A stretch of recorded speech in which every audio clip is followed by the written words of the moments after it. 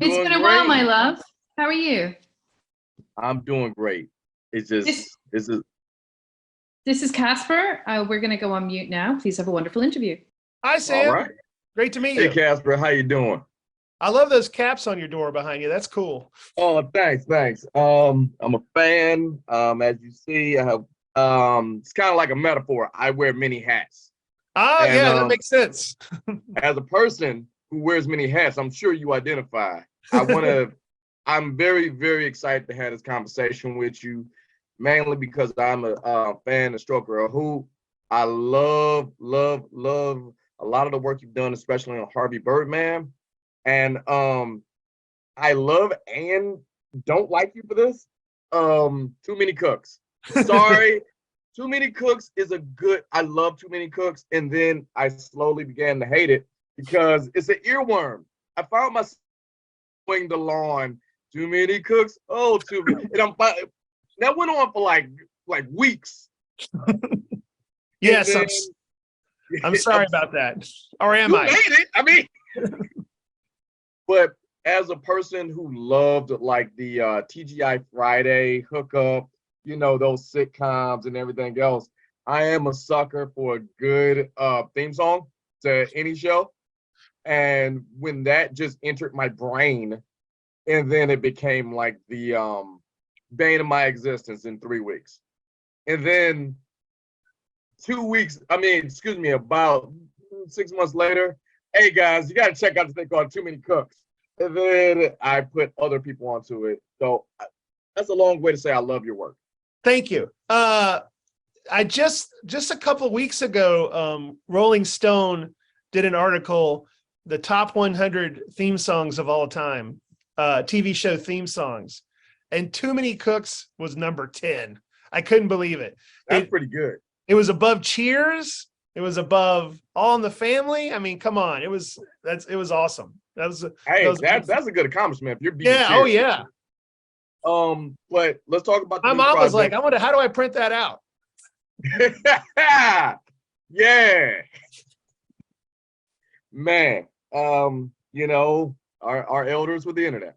Yeah. But one of the things I want to talk about, and I'm glad you're here, is the Yule Log. Yule Log, I love the concept because, I don't know if the grades are fooling you. I remember the original Yule Log for 2 hours. Yeah. You put it on TV and just see a fire burning, which is great. And I thought this was going to be that. And then I forgot who was making it. So when I watched it, it's hard to talk about this without spoilers, so I'll do my best. It is the quintessential Casper Kelly work. What made you go into a full-length movie against the infomercials, if you will, that you made for Adult Swim?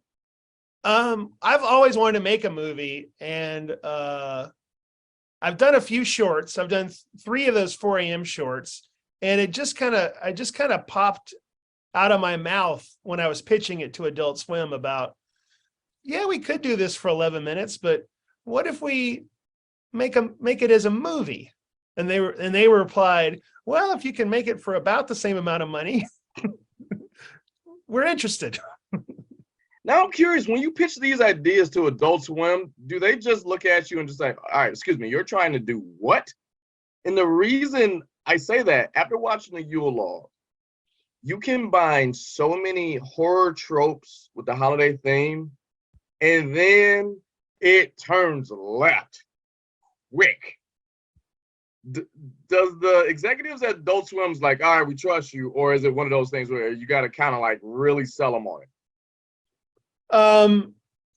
When I wrote that script, I didn't expect to do some of that stuff either. So I was scared when I sent it to them, but they were on board. They liked it. Because there is a world where I could have just made it about one thing, like the log flying or something. Yeah. But for whatever reason, I wanted to do more stuff than that. I was so nervous turning that script in, but thankfully they really liked it. So they gave me the green light. Now, one of the things about horror, and that I'm starting to notice a lot of comedy people are jumping over to horror, mainly because there's a thin line between horrific things and jokes. Yeah. And What made you want to make that jump?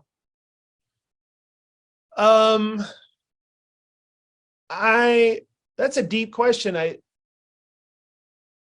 I think I always wanted to do it. I think comedians or people who do funny stuff sometimes have pain or a depression or a dark side. So I think it's natural. I think that's a lot where a lot of people's comedy comes from. So it is even closer to horror than you think, where, that's just a natural cousin to that. Now, one of the things about the Yule Log, it's only realistically, I don't think I'm spoiling anything. It's about 2 straight minutes overall of watching a Yule Log. But out of that, you bring up concepts of different types of horror. You bring up, which is the historical horrors. You bring up sci-fi horror. You bring in suspense. And then you bring up other elements. How do you feel mixing those genres together and it comes out to be this stew? And then you put in that meta element of all of it coming together. It was I knew I wanted to do it, but it was a risk and it was kind of a leap of faith. It was sort of like if you're cooking and you're making, a cake and then you throw in wasabi, it's like, maybe this is a terrible idea. I don't know. Maybe this will not go together, So it was a risk. I was nervous, but I wanted to try it. I guess my brain is oriented that way, to just putting different flavor combinations together, trying to. One of the things that I think that stood out the most to me watching a Yule Log is the conversational piece between the characters in it.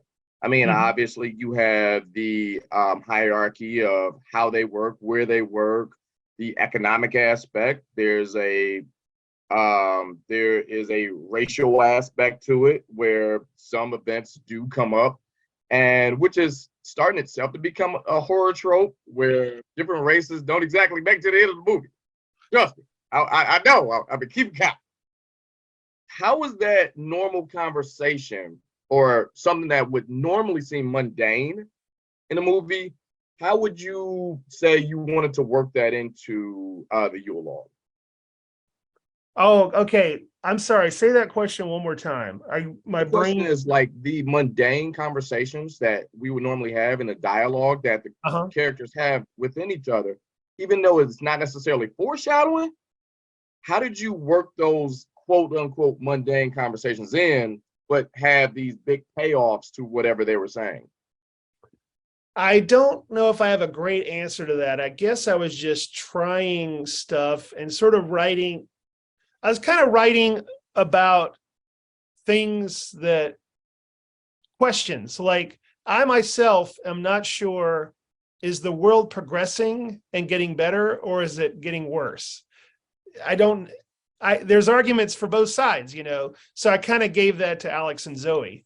So it was fun to sort of just explore questions. Okay. Well, I got one more because I'm up against it. All right, yeah, hit me. This is great, by the way. I'm loving it. All right. But I wish I had more time. But everything you do, for the most part, especially your shorts and especially with the Yule Log, you have this meta concept of like this higher being looking down, telling you what's happening. In this case, it was the fireplace. Those who don't know what I'm talking about, please check out the Yule Log. What is it that you have that makes you put these meta commentaries or these meta elements in your stories? That's a great question. I think